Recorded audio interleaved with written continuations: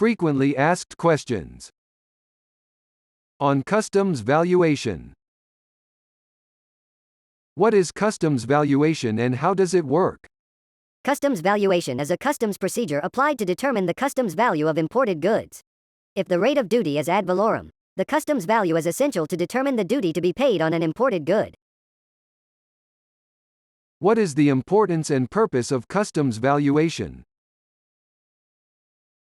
Customs valuation is important because it determines the amount of duty to be paid. If the imported or exported goods are found undervalued, it may lead to delays in shipment and penalties. It may also result in lost revenue to the company. On the other hand, it is important in various aspects of international trade, including statistics, quota and licensing arrangements, taxes and charges levied on imports, and lastly, the application of a preference system.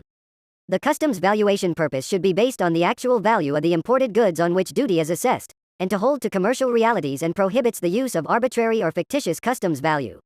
It gives, as its basis, the use of transaction value, selling price, between buyer and seller, and it specifies an alternative method to be used in sequential order for determining value when the transaction value cannot be used. From what international organization the customs valuation comes from? The international organization that customs valuation comes from is the World Trade Organization. See Agreement on Implementation of Article 7 of the GATT, Customs Valuation 1979. What is the basis of customs valuation in the Philippines?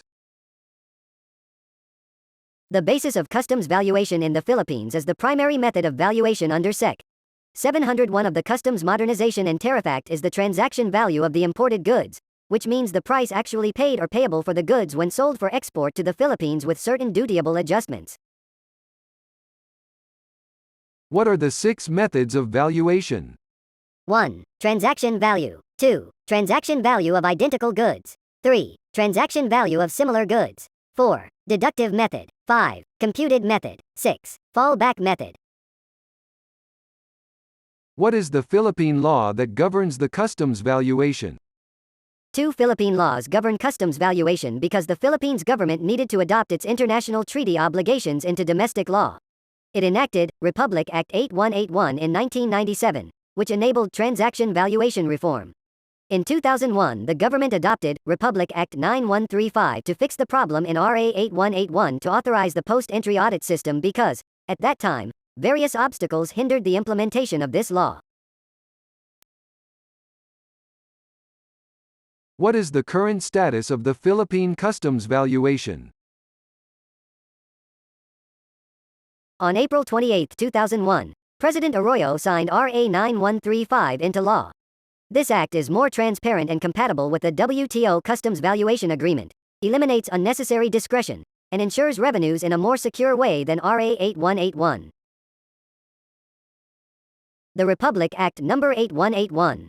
Transaction Value Act, an act changing the basis of dutiable value of imported articles subject to an ad valorem rate of duty from the home consumption value to transaction value, amending for the purpose of Section 201 of Title II, Part 1 of Presidential Decree No. 1464, otherwise known as the Tariff and Customs Code of the Philippines, as amended, and for other purposes.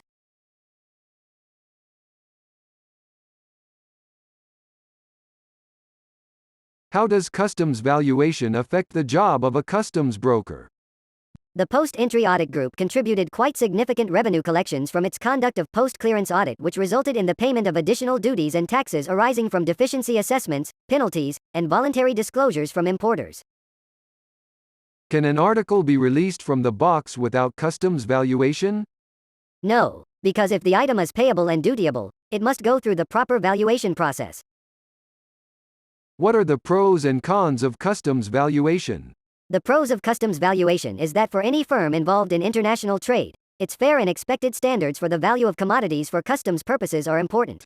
While the cons are customs administrations generally seek to get systems and workforce up to the level of skill required to combat valuation fraud under a more favorable regulatory environment. Those were the 10 frequently asked questions on customs valuation. Thanks for watching.